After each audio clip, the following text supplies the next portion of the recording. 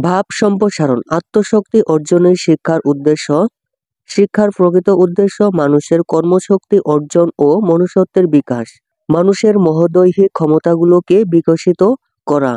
অর্থ উপার্জনই শিক্ষার একমাত্র উদ্দেশ্য নয়, যদিও বর্তমান যুগে ভালো ফলাফল করার উদ্দেশ্য হলো ভালো একটি চাকরি পাওয়া এবং অধিক অর্থ উপার্জন করা, কিন্তু এতে শিক্ষার প্রকৃত উদ্দেশ্য নষ্ট হয়ে যায়।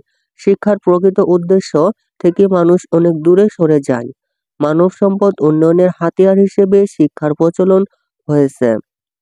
শিক্ষার প্রকৃত উদ্দেশ্য হলো মানুষের বোধ বুদ্ধি বিবেক জাগ্রত করা, ভেতরের শক্তি ও সম্ভাবনাকে কাজে লাগিয়ে সমাজ এবং সভ্যতার বৃহত্তর কল্যাণ সাধন করা।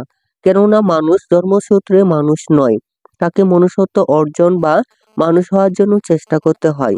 শিক্ষার মাধ্যমে কেবল মনুষ্যত্ব অর্জন করা সম্ভব। এজন্য বলা হয়ে থাকে সুশিক্ষিত ব্যক্তিরাই সুশিক্ষিত।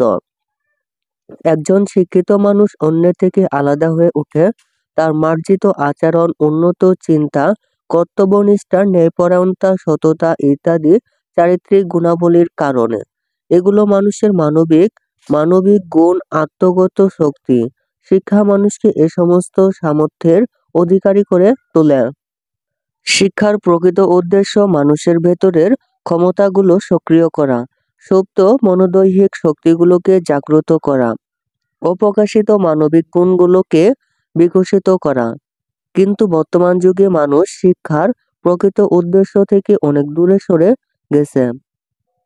প্রিয় শিক্ষার্থী, পরের ভাব সম্প্রসারণটি পেতে চ্যানেলটির প্লেলিস্ট চেক করতে পারো। প্রিয় শিক্ষার্থী, তুমি যদি আমার চ্যানেলটি এখনো সাবস্ক্রাইব করে না থাকো তাহলে আর দেরি না করে এখনই চ্যানেলটি সাবস্ক্রাইব করে পাশে থাকো। ধন্যবাদ।